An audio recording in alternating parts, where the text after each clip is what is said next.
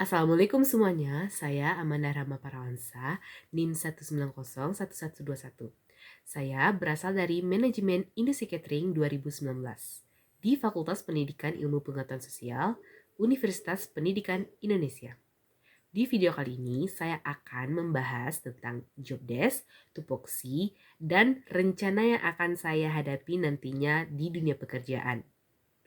Sekaligus ini adalah UAS mata kuliah Manajemen Sumber Daya Manusia. Langsung saja simak videonya. Bahasan yang pertama adalah apakah rencana atau planning saya ke depannya untuk memasuki dunia pekerjaan. Yang pertama, saya ingin menjadi owner salah satu bisnis, yaitu bisnis di bidang food and beverage. Bisa dibilang itu seperti restoran atau kafe. Tujuan saya untuk memasuki pekerjaan ini adalah saya ingin menjadi entrepreneur di bidang tersebut. Yang kedua, saya ingin meminimalisir pengangguran yang ada di Indonesia, khususnya terhadap anak-anak muda atau milenial. Seperti lulusan SMK di bidang tata boga, fresh graduate atau yang baru saja lulus, dan yang terakhir adalah mahasiswa yang ingin part-time. Nah, di situ saya memberikan peluang kepada mereka untuk bisa masuk ke dunia pekerjaan tersebut dengan beberapa syarat dan ketentuan yang ada di perusahaan saya nantinya. Nah, pada zaman sekarang, restoran bisnis atau bisnis restoran itu sangat dibutuhkan untuk kebutuhan sehari-hari. Kenapa? Karena salah satu kebutuhan utama kita adalah untuk makan dan minum. Nah, jadi bisnis ini insya Allah akan sangat aman dan sangat menguntungkan untuk kedepannya. Pembahasan yang kedua yaitu job desk. Nah, sebelum memasuki pembahasan tentang job desk, mari kita simak apa aja sih struktur organisasi yang ada di restoran saya nantinya. Yang pertama, tentu saja pemilik atau owner. Yang kedua, manajemen operasional yang terdiri dari keuangan, produksi, dan pelayanan konsumen. Keuangan terdiri dari kasir. Produksi terdiri dari koki atau chef dan bartender. Dan pelayanan konsumen yang terdiri dari cleaning service, pelayanan tamu atau waiters, security, dan kurir. Selanjutnya kita akan membahas tentang job desk. Nah, sebelum kita melihat job desk dari masing-masing jabatan, alangkah baiknya kita melihat definisi job desk. Job description atau uraian jabatan atau gambaran tugas adalah suatu pernyataan tertulis yang berisi tujuan dari dibentuknya suatu jabatan atau tugas. Uraian ini berisi gambaran tentang apa yang harus dilakukan oleh pemegang jabatan, bagaimana suatu pekerjaan dilakukan, alasan-alasan mengapa pekerjaan tersebut dilakukan, hubungan antara suatu posisi tertentu dan posisi lainnya di luar lingkup pekerjaannya dan di luar organisasi atau eksternal untuk mencapai tujuan unit kerja dan perusahaan secara luas. Selanjutnya, ada 10 kriteria penyusunan job desk. Yang pertama, identifikasi pekerjaan. Yang kedua, tujuan pekerjaan. Yang ketiga, tugas dan tanggung jawab. Yang keempat, hubungan. Yang kelima, pengetahuan. Yang keenam, pemecahan masalah. Yang ketujuh, akuntabilitas. Yang kedelapan, kewenangan. Yang kesembilan, standar kerja. Dan yang kesepuluh, lisensi. Nah, selanjutnya kita masuk ke job desk dari masing-masing jabatan. Yang pertama, pemilik atau owner.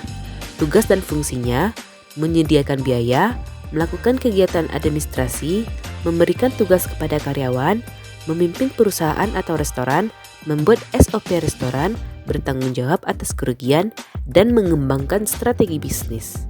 Yang kedua, tugas dan fungsi manajer operasi. Yang pertama, mengawasi kinerja supervisor, memastikan terlaksananya program pusat atau owner, menyatukan persepsi dan cara pandang supervisor, memberikan motivasi kepada supervisor dan pusat koordinasi. Yang ketiga, keuangan. Tugas dan fungsinya adalah melakukan kegiatan administrasi keuangan restoran, menyusun dan membuat laporan keuangan restoran, menyusun dan membuat laporan perpajakan restoran, menyusun dan membuat anggaran pendapat dan belanja restoran secara periodik, menyusun dan membuat surat-surat yang berhubungan dengan perbankan, melakukan pengecekan terhadap rekap gaji karyawan, dan melakukan pembayaran gaji karyawan. Selanjutnya, tugas dan fungsi produksi. Yang pertama, melakukan perencanaan dan pengorganisasian jadwal produksi, menilai proyek dan sumber daya persyaratan, memperkirakan, negosiasi dan menyetujui anggaran dan rentang waktu dengan klien dan manajer, menentukan standar kontrol kualitas, menguasai proses produksi, merenegosiasi rentang waktu atau jadwal yang diperlukan, melakukan pemilihan, pemesanan, dan bahan pembelian, mengorganisir perbaikan dan pemeliharaan rutin peralatan produksi, menjadi penghubung dengan pembeli, pemasaran, dan staf penjualan, dan mengawasi pekerjaan staf junior. Selanjutnya, tugas dan fungsi manajemen sumber daya manusia atau pelayan konsumen. Yang pertama, mendesain struktur dan tugas dalam organisasi, mengorganisasikan sumber daya, menilai kinerja karyawan, mengembangkan karyawan, dan mengatur penghargaan untuk karyawan. Selanjutnya, tugas dan fungsi koki atau chef.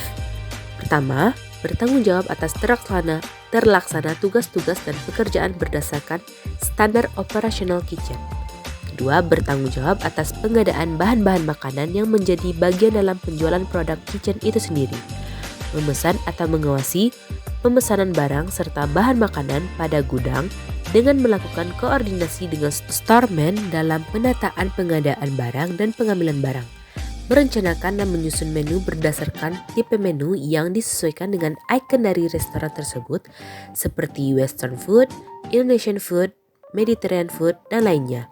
Memberikan saran-saran atau data tentang peralatan dapur yang akan dibeli. Selanjutnya, menjaga kestabilan food cost, mengatur pekerjaan, menentukan uraian tugas-tugas masing-masing jabatan dan menyusun jadwal kerja brigade dapur. Meningkatkan kemampuan bawahan dengan jalan memberikan latihan atau training baik di dalam maupun di luar perusahaan dan menguasai pekerjaan dapur terutama pada waktu servis, kualitas makanan yang dijual dapat dipertanggungjawabkan. Yang ketujuh, tugas dan fungsi bartender. Yang pertama, melayani setiap tamu yang datang berkunjung ke bar, meracik dan menyediakan minuman untuk para pelanggan, selalu menciptakan resep-resep minuman baru dan menghitung harga jual, berkreasi dan menciptakan daya tarik pada setiap minuman yang disajikan, bertanggung jawab atas pengadaan kebutuhan peralatan, garnish, dan bahan minuman yang akan digunakan. Selanjutnya, tugas dan fungsi pelayan atau waiter. Persiapan tugas waiter dimulai dengan melakukan persiapan, melayani pelanggan, memberikan rekomendasi menu, mencatat pesanan dan memastikan ketepatan pesanan, bekerja sama dengan staf lain di restoran, standby dan memperhatikan customer, membersihkan area, dan menangani komplain pelanggan. Selanjutnya, tugas dan fungsi cleaning service. Yang pertama, menjaga kebersihan area restoran, menjaga kebersihan dapur, menjaga kebersihan fasilitas umum, membersihkan sisa makanan, membersihkan sampah di tempat sampah restoran, membersihkan dan merapikan meja tempat makan, dan membersihkan lap kotor di meja makan. Selanjutnya, tugas dan fungsi security. Cek keamanan area restoran, cek fisik atau cek body karyawan, menjaga keamanan dan ketertiban area parkiran, dan menyalakan dan memadamkan lampu neon box dan lampu gedung restoran. Nah, itulah pemaparan sedikit tentang job desk yang ada di restoran yang akan saya bangun nanti. Semoga ini bisa dapat menjadi inspirasi atau acuan untuk membuat job desk di restoran. Nah, itulah semua pembahasan yang saya bahas di video kali ini tentang job desk, opsi, dan rencana atau planning saya di dunia pekerjaan nanti. Semoga bisa bermanfaat bagi kita semua. Terima kasih. Assalamualaikum warahmatullahi wabarakatuh.